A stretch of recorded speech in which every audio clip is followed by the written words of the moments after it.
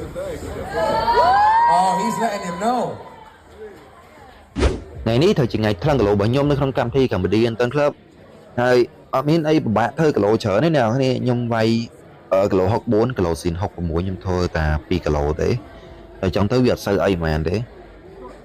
ហើយម្ដងគឺអត់មានអីទេអ្នកនរគ្នាម្ដងអង្គុយចាំគេបន្តមកទៀតយកខាឲ្យតេស្តសុខភាពហើយក៏ចូលថ្លឹងគីឡូថ្លឹងអីធម្មតាណាអ្នកនរគ្នាហើយគីឡូខ្ញុំពេលថ្លឹងហ្នឹងគឺ64 3និយាយទៅធ្វើគីឡូឲ្យមកស្អាតជាហ្មងអត់ឲ្យលើអត់ឲ្យខ្វះទេហើយបន្ទាប់ពីថ្លឹងគីឡូរួចយើងទៅធ្វើការ face off ជាមួយដៃគូរបស់យើង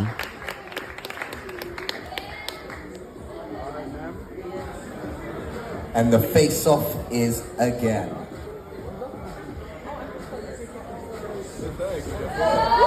Oh, he's letting him know. Is that going to be the finisher? Would it be a kick? Would it be a knee? Kung Kamai can just come with anything.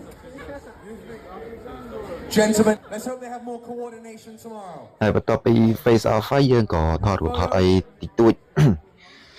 និយាយទៅថ្ងៃហ្នឹងមិនជួបដៃគូខ្ញុំហើយអត់មានអីគ្នាក៏ពោះស្បាក់គ្នាមកល្មមអត់អីទេអត់ខុសគ្នាឆ្ងាយមែនទេបន្ទាប់ពីយើង face off ហើយក៏ថតរូបជុំគ្នាមួយតុងជាតិមួយអីបោះប្រទេសបោះអីរៀងខ្លួនហ្នឹងព្រោះអីកម្មវិធីហ្នឹងមានច្រើនប្រទេសដែលចូលរួមហើយថ្ងៃស្អែកគឺខ្ញុំវាយនៅ KKIF ណាគ្នាខ្ញុំវាយគូទី10ប្រហែលយើងយកពីខ្ទង់ម៉ោង10អីមិនដល់គូខ្ញុំ អត់ដឹងមិនដែរគេដាក់ខ្ញុំគូទី10ទៅអញ្ចឹងទៅត្រង់ដល់គូខ្លួនឯងវាយហ្នឹងអង្គុយស្ងាត់បាត់ហើយ